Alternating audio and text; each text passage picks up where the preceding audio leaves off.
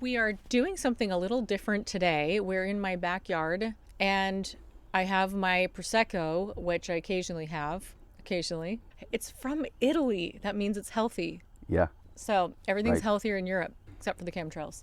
Anyway, so we're doing something a little different today. We're going to talk today about the real reason your business isn't growing. I gotta say, it's going to be good because this is the stuff that 7, 8, 9 figure businesses go through to fix their growth problems. Because if you're in business, at some point you will encounter a growth problem. You will hit a plateau, you will have some major obstacles, or there's economic conditions. Something happens where you just seems like you can't grow anymore. So there's a really simple strategic way to figure out what the problem is, where to focus, and what to do next. So that's what we're going to talk about today. And this also applies to, I would say, business owners who are anywhere from probably 5 to 10,000 a month up to, doesn't matter how much you're making. The very beginner business problems are more like challenges and more like discovery issues than actual problems.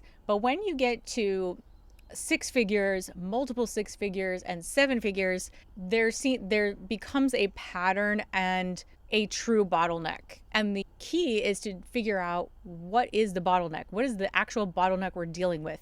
There are multiple places and components in a business that all require different mechanisms of discovery and then problem solving. So I'm just going to walk you through them here today. And I have a special guest with me, which is my husband of just now 21 years. So I guess we've been together 22 years. So I do know a thing or two about you and a thing or two about me. Mm. And together we have 5 kids. We've homeschooled for the last 20 years. The oldest is holding the camera right now. Thank you, Ryder. And our youngest is 11. They've been homeschooled their whole lives. And we both come from fairly broken backgrounds. And then when we got married, we settled down, had a family right away. And about 10, 11 years ago, we started building businesses together. And in that time period, we grew our multi 7 figure business called Savvy Musician Academy. And that is a whole other story. You can go back to episode 1 and 2 and 3 to hear the whole backstory of how that began. But we grew a multiple 7 figure business that we ran for 5 or 6 years. Then we transitioned into e-com, which we've also run that for the last 6 years. And it's a handmade candle company, which we manufacture and sell online. So we've done that for the last 6 years as well. And I love to coach and teach other kingdom-minded business owners how to build businesses that scale so they can create a family legacy for themselves and their future. That said, let's get into it. We meet business owners and going through it ourselves, having multiple businesses. There's 5 brands in total, right? I've had my music company, Savvy Musician Academy, Mythology Candles. We started Resistance Candles, and then also my coaching company. That's 5. And every single one of them has gone to multiple 6, 7, and 8 figures. All of them. In every single business, you always are going to come up against usually some kind of problem where you grow to a certain place and then you encounter something. There's usually not just like a breakdown, but usually there's a breakdown somewhere, either in sales or in operations or in leadership, or there's something somewhere breaks. Sometimes what you're experiencing is just a symptom, right? So for example, what's the number one complaint a business owner has when they've hit a plateau in growth? Symptom? Not enough revenue. Not enough revenue, not enough sales. Sales are slowing. That's the biggest symptom. Now, like usually someone's going to go, "Oh, all I need is more sales. That's going to fix it. I just need more sales." It could be true, but we actually don't know that is true. We don't know that is the solution to the problem. Do you want to add anything to that? There's multiple factors that it could be. It depends on the business too, right? Like a physical business that you manufacture the goods for, totally different problems than a digital business where you're coaching or teaching, or you have courses and all that kind of thing. But it could be actually that you don't have enough new leads. It could be new leads are the problem. It could be that actually you don't understand the product market fit very well. You don't actually know your audience or know your customer. You've just got lucky a little bit.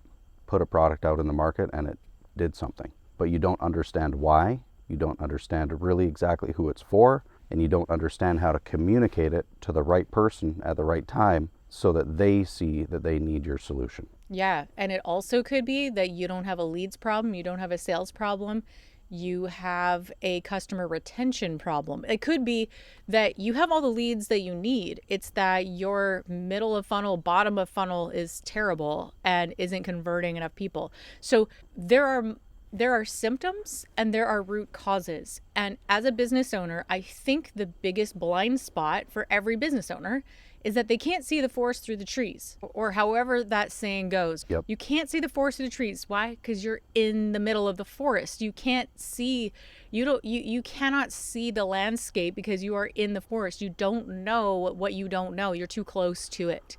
That is why we've always had a business coach. We've always had some kind of mentor or coaching of some kind these past 11 years. Since 3 months after we started, we've almost never been without some kind of mentorship. Because why? Because we listen to enough wisdom to know if we're in the thick of trying to solve the problem, we're not going to be able to solve it on our own. We can, but it'll take longer. It might be more expensive, might put us out of business if we make the wrong move. And there are times where we nearly did because we didn't know what we didn't know. Like getting into manufacturing is such a different business than the previous one we were in, which was just a digital business where there's not a lot of overhead. You get into manufacturing where it's 6 figures just to keep the lights on per month. That's a lot of pressure, and that's a different animal than a digital Totally business different. where you only need a team of 2. Yeah. But I'll say, especially in the beginning stages or in the more novice level of business ownership, this would probably be in the anywhere between 5 to even up to 50,000 a month. The biggest bottleneck can actually be you. You are the biggest problem or the biggest bottleneck causing your own revenue problem. How? Oh, especially if it's more of a solopreneur, a 1 or 2 or 3 person team, and you're doing a bunch of stuff, you're doing everything, you're the one coming up with the ideas, the strategies, the marketing, the copy, the this, that, and you're executing on the things. You can't see very clearly. So when you say you could be the biggest bottleneck, how, if you're only a team of like under 5 people, can you be the bottleneck? Because you don't see clearly the actual future. You don't see where you're going very clearly. You're only looking at a certain distance, and it's like right now. Right. It's survival, especially in a small team. It's survival. You're not taking time to think and strategize about the future, not nearly as much as you should or need to. And because of that, you're stuck in the day-to-day grind, and it's like a hamster wheel. So you stick yourself in a hamster wheel, and now you can't see clearly the vision. You can't see the forest through the trees, and you kind of get stuck in this churn spiral. So what's the answer to that? There's a coach, a mentor, somebody who can see things clearly. There's a reason why doctors aren't allowed to prescribe themselves medication. They are not permitted to do that. I don't think it's legal for them to do that. They have to, even with their expertise, and they're supposed to be experts in their whatever given field. They could be a brain surgeon, smartest person on the planet to surgically remove your brain. But if they want whatever painkillers, over-the-counter painkillers, they have to go to another doctor to prescribe. Why? Because of personal bias, right? I think there's probably multiple reasons why they're not allowed, but one of the reasons is you can't judge your own situation. You can't diagnose yourself. It's very difficult to properly diagnose yourself in your own situation. You need someone who's not experiencing those symptoms with an outside objective perspective where they can see it clearly and go, oh, it could be this, but it could be that. Someone who's not biased Yes. at all.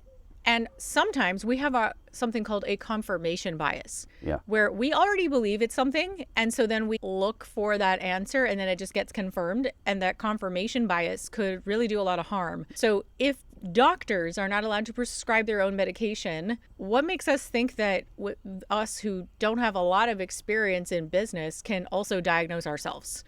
Even people who have a lot of experience in business Yes. still rely on other people, Absolutely. strategists, mentors, Consultants, coaches, yeah. consultants, advisors, Yep. to tell them or to reveal to them what the actual problem is, because they can't see them very clearly Yeah. or clear enough.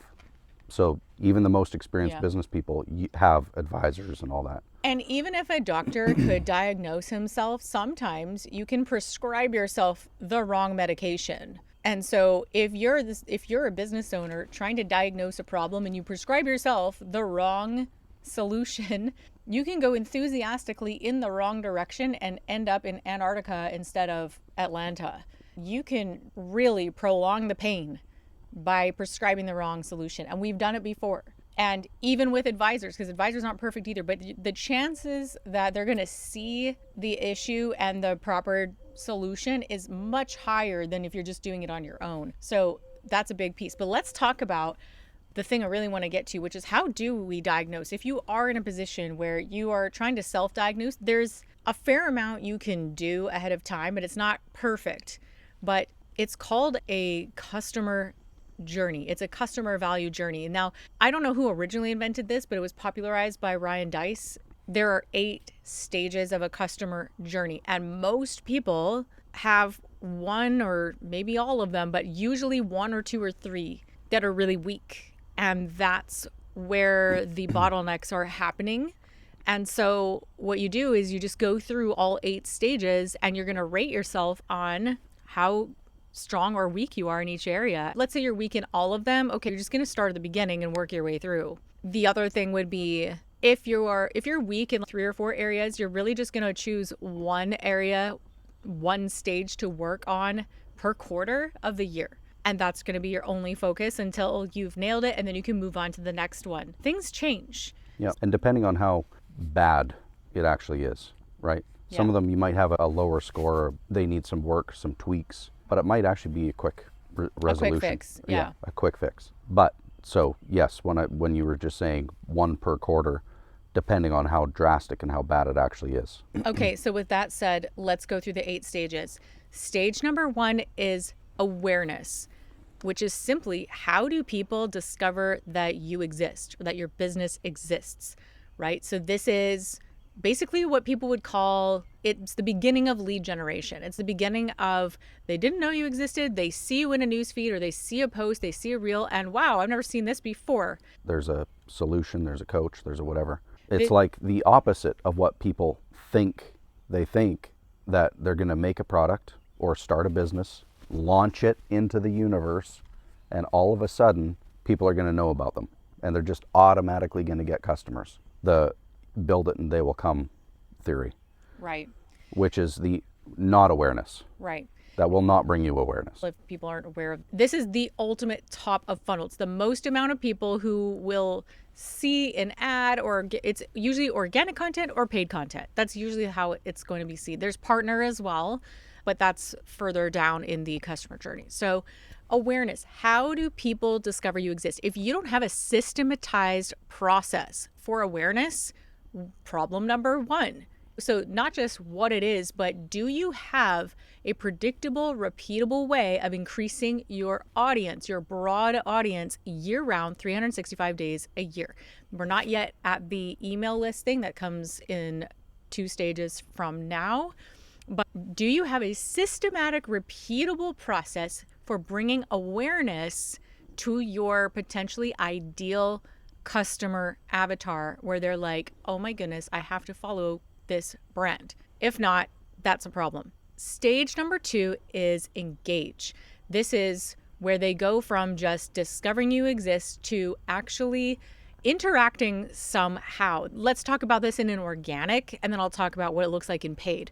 Engage, the engage stage is engagement, right? It is now participating in some micro way. It could be liking, commenting, sharing, saving, DMing you, any kind of engagement at all, coming back to your profile. They could visit your website. They could go even like browse on a product page. They could do something like that. Any kind of. So it's an action. It is an action. It's an action with your brand. Yes. That's what engagement is. Which could be in person too, or like in the physical world. Maybe not. Maybe it's not online. It could be, oh, you're walking down the street, you see the store, you That's engage, awareness. you go in. Right. You go in and you lurk. Is engaging, right? Yeah. Yeah. That's a good analogy. If it was a brick and mortar, awareness is walking down the street and finding a bookstore. Oh, I've never seen this before. Mm-hmm. Engagement is walking in, picking up a book and flipping through the pages. Yep. Okay. Then we have Stage number 3, subscribe. This is where somewhere in this interaction, they are giving you their data. So usually name and email, and they're getting onto your email list. This is a huge piece that I would say almost every business owner that I talk to, they do not have a repeatable system that is proven that they know they're getting emails every single day, every week, every month, and increasing their email list. Almost everybody that I've worked with, they would rate themselves at probably a 1 or 2. Like they're trickling in, it's not predictable. Or even worse, they don't even have an email list. Yeah. And maybe they've considered it, or maybe they haven't considered it, but they don't even have a way for people to give them an email, which is actually, surprisingly, in this age, a lot of business owners. Yeah. It's so weird. And it doesn't matter what kind of business you are. It doesn't matter if you are a landscaping service, if you wash windows for a living, if you have a dog walking service. If you're a coffee shop. It doesn't matter. If you don't have an email list, you are leaving so much money on the table. Yep. And even worse, if you are some kind of physical product business, that is your kryptonite if you don't have an email list. Yep. So doesn't even matter what the physical product is. it doesn't. It could be chainsaw blades.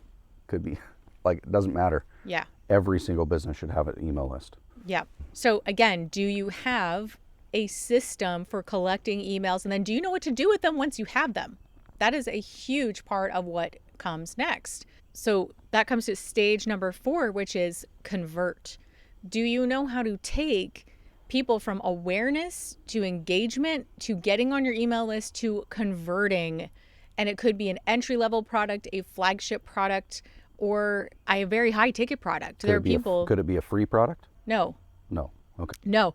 And in this stage and in these days, I'm actually encouraging people as much as possible to, even instead of a free lead magnet, make it a micro transaction. I don't care if it's $1. I don't care if it's $5 or $10. That's better than free, because people tend to sign up for free things with their spam email address. I know I have a spam email. I have an email address I used for signing up for everything that I intend on unsubscribing from. Or fake email. Fake email, fake phone number, fake everything. But if you charge $1.50, I don't care what it is, they have to give you their credit card, their correct billing address, phone number, and email. Yep. The chances are you're going to get the best data, not the worst data. And the quality of your email list will be 100 times better than everybody else's. So I encourage at least a micro transaction. Yep. In my world, these days, in 2026, 27, 8, whatever, it's going to be more about microtransactions rather than just free stuff. So that's what I'm encouraging all my clients to do, is make sure that you test this at the very least. Yeah. So it's the intention of the person, right? Yeah, there's just a little bit of friction in the way that weeds out all the freebie seekers and tire kickers. That you're just presenting a little bit of friction. They have to enter in some information and give you $1 or give you $20 to get the thing. I'm currently testing a few different low ticket offers as well, and they're high enough. They're usually over $20, but less than $100, because it creates enough friction that for someone who doesn't know me, and again, this is going to cold traffic, people who've never seen me before, there's enough friction that if they really want it, they're willing to take the risk, and the chances of them upgrading to the next thing is much higher than what we used to do is all free webinars. And I think some free webinars can still work, but what I'm seeing today is that they're actually sold as low ticket offers. Yep. You're selling tickets essentially to attend, and then the content is great, and then if you want to upgrade you can, and they always present that offer. This is where it's all heading. It's because of the saturation of offers and the way the market is. So again, this is what coaches are for, because they can tell you this intel, like, here, this is where the market is going. This is where the intel is. This is what's happening. You need to go away from free lead magnets and test a $1 offer. I'm doing this with the authors that I coach right now, because they're really into reader magnets. This is what they were all told to do, is give away parts of your book. And I'm like, the book is the only thing you're selling. Let's try $1 as with your prequel or whatever. And then here's the magic. If you actually understand marketing, they're not just going to spend $1, they're going to go through a whole entire upsell funnel. By the time they come out the other side at the thank you page, they could have spent 100 to 300. Some people, depending on their funnel, they could spend 500, 1,000. If you know what you're doing, that should be the result, that you don't just sell $1. Yeah. Okay, so there's an opportunity there that most people miss. So again, do you know how to do this, right? If not, that's a bottleneck. All right, stage number 5 is excite. Excite is essentially delivery of the product, the unboxing or the fulfillment of that product, where you really want to give them that wow moment. They're excited. And there's a lot of missed opportunity in this stage. If it's a physical product business that we've had for the last 6 years, it is the first time they receive the product. Let me say it like this, and this goes for digital as well as physical. It's really easy to disappoint customers, but it's also really easy to blow them away. Like, under promise, over deliver. That should always be the aim when you're delivering a product. So for a digital business like courses and coaching, you want to have a flawless onboarding system. That means the technology is really sorted out. All the tags and the zaps and the tech and the invites and the onboarding of the client is smooth as butter. They don't have questions. They don't get lost. What I have in my Legacy Launchpad program is almost like a little mini course that onboards them. It's a self-onboarding system that I create that welcomes them. I set expectations. I tell them where to go if they get lost, how to ask for help. Here's what you need to do when you tag me. Here's all the information I want you to give me so I have context, so I don't have to go back and forth with you to get the information, so I can give you good advice. Like, I have it so dialed in. It's systematic. It's thought through. I eliminate so much customer support tickets because I'm so thorough. So that's part of a digital wow excite moment. And then you want to get them plugged into the community. You want to welcome them and all of that. With a physical product, maybe you can speak to this. What's a way that you could disappoint your customers in the excite stage? Yes. Okay. Mistakes we've made. You could give your customer the wrong product. Okay, so they order product A. They get product D. They're like, what? I did not order this. Now I have to spend time communicating with you to get this rectified, and now I've had to wait for this for maybe up to a week or whatever, and now I'm gonna have to wait another week before I actually get the product I really wanted. Not only that, in some cases, depending on the company, I'm gonna have to spend time to ship this product that I didn't order back to you. Okay. So that's one thing. Or let's say they ordered product A, but they ordered 2 of product A, and they only received 1 of product A. Now they still have the same problem, essentially. They have to communicate with you, they have to reach out, they have to contact support, and they have to explain what happened, and they need to prove it, probably in some cases, depending on the company. And then they need to wait for their product that they already ordered and were supposed to have received and didn't. They have to wait for that to show up. So big hassle, big disappointment. Hassles. They were excited to receive their product. It's wrong, or it's the wrong quantity. It's not what they expected. It's not what they expected. Right. Yes. So the issue around the excite stage is setting expectations and then meeting the expectations and hopefully exceeding the expectations. Yes, and not creating unnecessary roadblocks or hurdles that the customer has to then overcome to try to really like your product. Because they really did want to like your product. Yeah. Now they're just annoyed that they had to spend the time doing this problem-solving thing to get the product they wanted. They're less likely to move on to the next stage after excite. Probably will not move on to the next stage. That might be where you lose them. Hey, we've lost customers before because we were new to, and we still don't get it. Before I move to the next stage, I will say, how do we fix that? We start tracking. That's one of the things we did. We started tracking. Tell us about the tracking system. What do we track to make sure we get better and better at the excite stage? We track all kinds of data. We track the number of customer tickets that we get that are submitted, and then we break those down into categories. Yep. So we break them down into, was it a complaint? What category does this belong in? Was it a shipping inquiry? Well, that's inside of the complaint. Then we break the complaints. Was it a shipping problem? Was it a time problem? Was it a payment problem? Was it a us problem? Wrong product, wrong quantity of products, they weren't happy with the product, that kind of thing. We have that all broken down, and we track that on a monthly basis. It's actually on a weekly basis, but we look at it as a month, and then we see, okay, where are we in this complaint category? And we're always aiming to improve that category. So, but you have to be tracking. If you're not tracking, you have completely no idea what's going on. Yeah, and you don't know why customers don't come back, which that takes us to the next stage, which is ascend. That's stage 6, right? Yep. Yeah.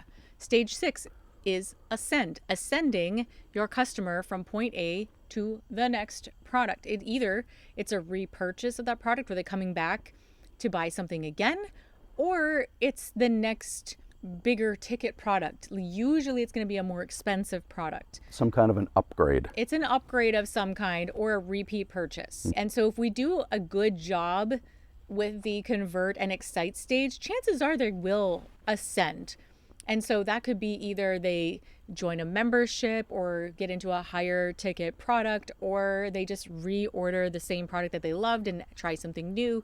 So I've experienced all of this, right? We've done this for 10 years in coaching courses and physical products. I've done it with my music, right? Every time I run a new Kickstarter to fund an album, my best fans come and buy the biggest package. And so it doesn't really matter what the industry is. That's what's so beautiful about this system, is it makes sense for every single industry. And then one of the biggest issues that I also run into with the business owners that I work with and that sometimes we've consulted for is they don't have a plan for ascension. They haven't even thought about it. Oh, They haven't even considered it. They stopped at product A. yes. That's it. We just have one product. It's this. Yeah.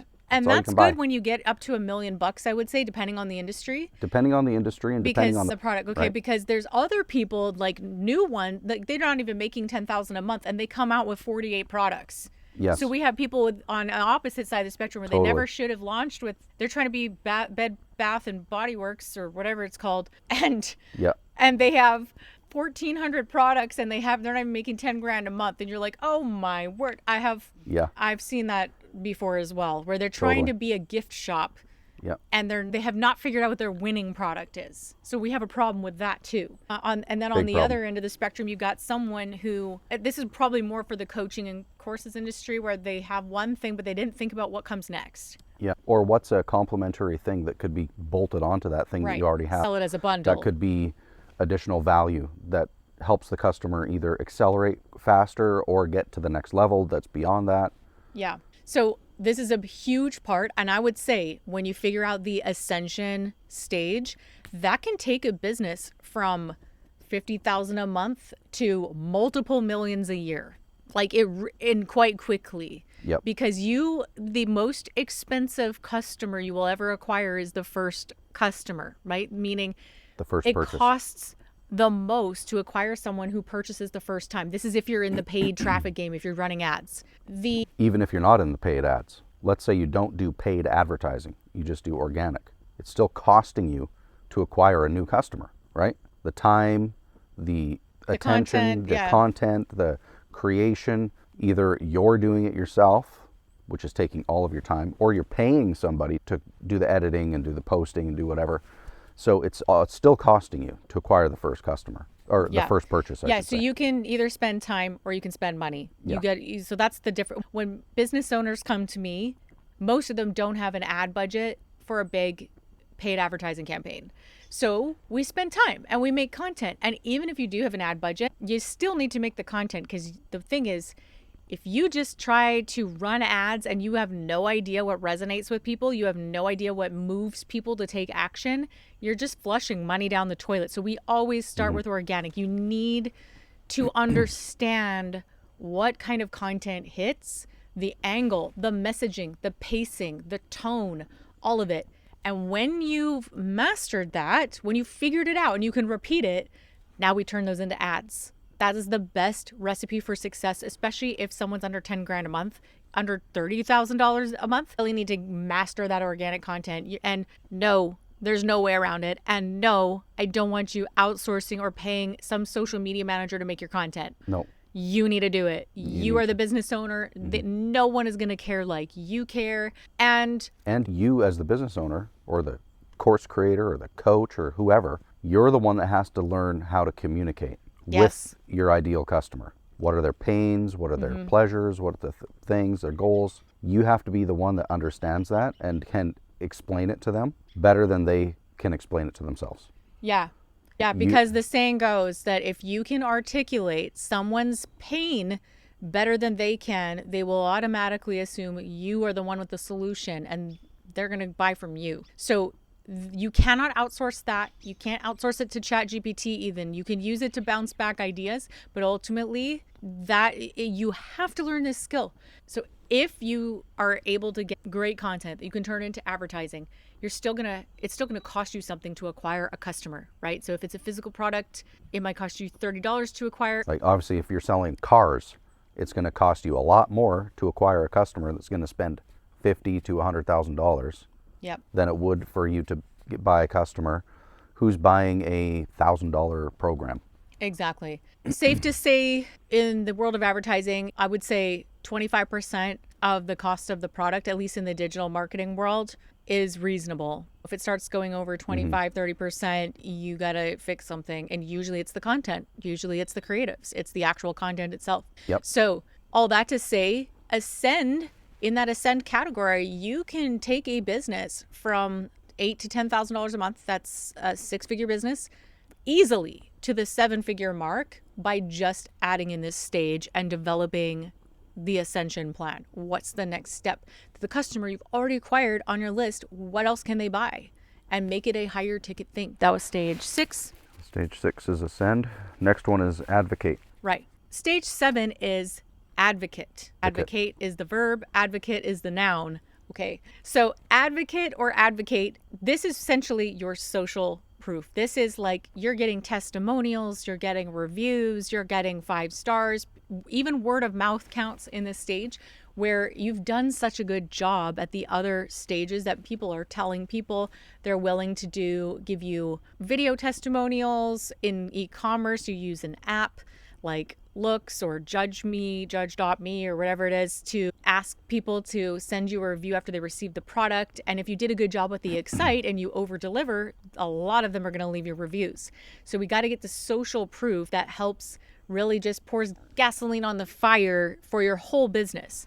And in the online world, trust and reputation are everything. And it's really important that you try to build that social proof and get those testimonials, reviews as fast as you can in volume if you can. The volume I don't know about you, but sometimes when I'm shopping for a supplement or something on Amazon, like I was just shopping for elderberry the other day, and there's so many brands, right? There's a million brands selling elderberry on Amazon.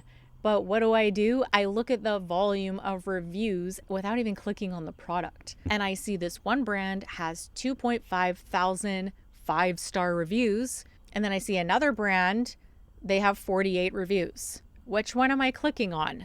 Yep. I'm clicking on the one that's proven. Why? Because our human nature is very risk averse, right? We don't want to take risk on things that we're not certain about. And so we just out of human nature, we're going to go with the thing that seems more popular, that has reviews, people are liking it, they've got pictures of their product. And in contrast, I was just telling you about this before we filmed this, I was looking at an elderberry product, but I could tell that the testimonials and reviews were AI, like they were fake people. Because I have a trained eye, because I use AI a lot, I know what it looks like. And I was like, this can't be a good product. And then guess what? I looked up that same brand on Amazon, because this was a separate website. I look up the same brand on Amazon, and sure enough, in the reviews, people are saying, beware, this product is made in China. I'm like, I am not taking a supplement that was made in China. They're like, yeah, I don't know. Has this been on the shelf for 10 years? I have no idea. So they were giving it what it says it is? Yeah, it could be ground up rats. For all I know, it could, who knows what they put in there. Yeah. Social proof is everything. And this is tapping into human nature. So that is what that stage is all about. Do you have a systematic way for getting reviews? If you are a course creator or a coach, do you have a way of getting reviews and testimonials from your clients every month, every quarter, every year, so that you build up this repertoire? You build up social proof on the internet of people talking positively about their experience with you. What about for people who are just maybe in the beginning stages and they don't have a bunch of reviews yet, or maybe they don't have any yet? How can they get some reviews so that they can start building that social proof? Yeah, it's really easy. I have this whole system in Legacy Launchpad. What I recommend is a beta group test where You might offer your services or your product either for free or very low cost in exchange for a review, in exchange for a video testimonial. And that gives you, before you've even hit the market, before you've even launched anything, it gives you some social proof out of the gate that you can run with. And then you've got some of that. So at the very beginning, that's what you got to do. And you got to get that out the gate. I have all the steps for this in my Legacy Launchpad Pro. Little plug. If you want to know what all of that entails, pricing and all of that, all you have to do is just message me on Instagram. I'll send you a video and a document with all the info. And then the final stage, Promote. right? It's promote. The final stage is promote. And this is definitely the last stage because it is where you are perhaps either partnering with other people or you're doing affiliates or Brand ambassadors. yeah, of brand some kind. ambassadors and affiliate and stuff like that. Some people try to add things like affiliate and all that like in step 2, right? They're like, oh, this is what I'm gonna do. Now, I've seen that where someone went viral, a brand goes viral on TikTok because they got some big shot person, but usually that's hard to do because Yeah. Maybe if you're a brand with deep pockets and you can pay a celebrity to endorse your product. Yes. yeah, You could do that. Maybe. And get away with it. And it might help, which it has for some brands. Most of us, not realistic. So we have to do it this way. We have to follow the steps and the stages, excite and just blow away our customer, make them so happy, give them a great product to the point where they're willing to go there.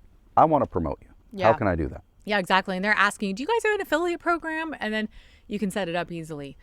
It that only is going to help trickle things in. It's rarely going to change your business overnight based on our experience. It might be a little bit, might trickle in, but it's not going to change the numbers so dramatically. And we've done influencer marketing and we've done brand ambassadorships and we've done affiliate marketing and none of them have ever blown us away.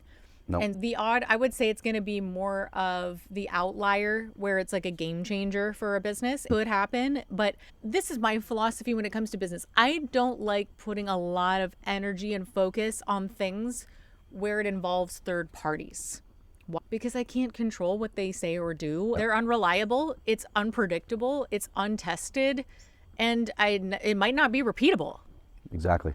I wouldn't bet your business model on it on this stage. And that's it's why great for to have customers that are willing to do that kind of thing. And we do. We have affiliates. We have people who do that.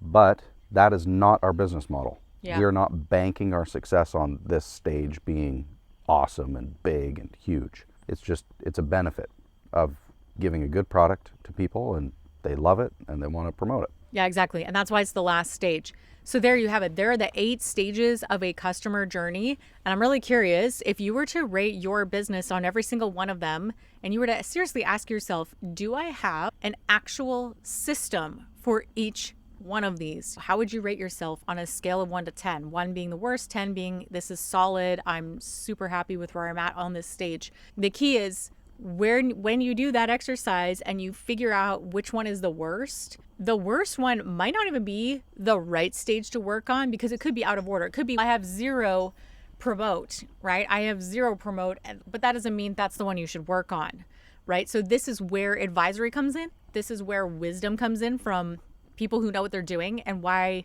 this is why there are coaches in the world. I hope this has been enlightening for you and that you're seeing, okay, there's actually a system and a framework to figure out what I should be working on and the different stages I can build my business. And ultimately, we want all the cylinders firing at some point, but there are different stages appropriate for different businesses and different phases for where you're at.